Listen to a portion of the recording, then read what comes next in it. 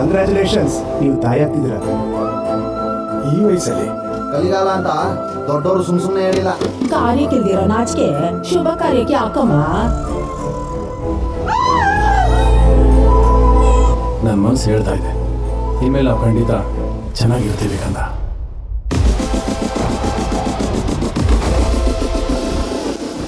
ತಲೆ ಕೆಡ್ಸ್ಕೊಂಡೆಲ್ಲ ಓದಿದ್ದೆ, ಎಕ್ಸಾಮ್ ಬರೆಯೋದು ಬಿಟ್ಟರೆ ಈಗ ಪಾಸ್ ಆಗ್ತಿರೋ ಇಲ್ವೋ ಅನ್ನೋ ಒಂದು ಎಕ್ಸೈಟ್ಮೆಂಟ್ ಇತ್ತು ಅಂದ್ಬಿಟ್ಟು ನೋಡ್ಸ್ಕೊಡ್ತೀನಿ. ನಾನೇನು ಫಾಸ್ಟಾಗಿ ಮಿಸ್ ಆಗಿರೋ ಮೆಮರೀಸ್ ಮಾತ್ರ ಮಾಡ್ಕೊಂಡ್ರೆ ಸಾಕಾಗ್ಬೋದು. ಆದ್ರೆ ನೀನು ನಾಳೆಗೋಸ್ಕರ ಇವತ್ತು ಕಷ್ಟಪಡೋ. ಏನು ಬೇಸರ ಕಾಲ್ ಮಾಡ್ತಿದ್ಯಾ? ಅಭಿ ಅಭಿ ಅಂತ ಕರೆದ್ರೆ ಕೇಳ್ಬೇಕನ್ಸ್ತಿದೆ. ಅಭಿ ಅಭಿ ಏನು ವಾಯ್ಸ್ ಒಂಥರ ಇದೆ. ಅಭಿ ಅಭಿ ಅಭಿ ತಿನ್ನಕ್ಕೂ ಬರಲ್ವಲ್ಲ ಕಂದ. ಅವ್ರ ಪ್ರೀತಿಗೆ ಸಿದ್ದೆ ಅಷ್ಟು ದೂರ ಹೋಗ್ಬೇಕು. ಬಟ್ ಅದಾಗಲ್ಲ, ಯಾಕೆಂದ್ರೆ ಮೇಡಮ್ ಹತ್ರ ಯಾವ್ದು ಅಷ್ಟು ಈಸಿ ಅಲ್ಲ. ನೀವು ಒಂದು 10 ನಿಮಿಷ ಟೈಮ್ ಕೊಟ್ರೆ ನನ್ನ ಕತೆ ನಿಮ್ ಜೊತೆ ಹೇಳ್ತೀನಿ.